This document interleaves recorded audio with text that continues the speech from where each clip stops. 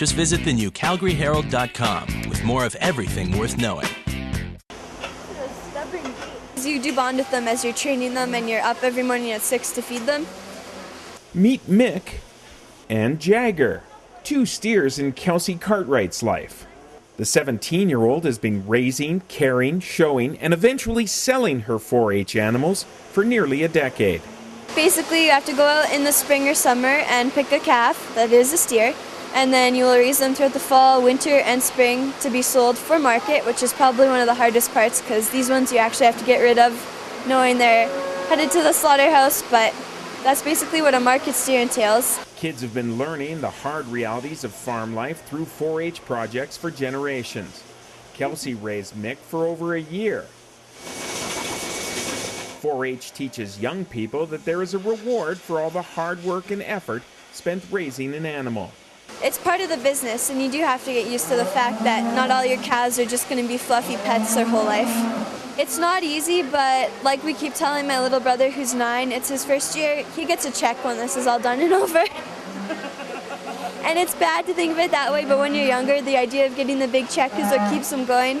And then once you go through 4-H more, you start to realize there's more value than just the money you get out of it. So. Now Jagger is a joint effort. The Jumping Pound 4-H Club's charity steer, meaning when Jagger goes to auction Sunday, that sale will have special meaning. The fact that all the money we raise off of Jagger will be going to the Alberta Children's Hospital Foundation. 4-H clubs are about developing young people, not just business skills, but citizenship, leadership, and life skills. So when it was her club's year to raise a steer for charity, Kelsey says the Children's Hospital was an easy choice. Well, we all wanted something that was sort of local and direct with everyone, but I have a unique personal connection. In November 2009, I had 2 brain surgeries there for epilepsy. Kelsey spent about a month there after medication failed to stop her epileptic seizures. None of the medications that I was on for epilepsy were working, and I was still having seizures, so the next option was to have brain surgery to remove the epileptic part of my brain. So on November 19th, I believe it was, they took 20% of my brain out. Cartwright jokes that she wasn't using that part of her brain anyways.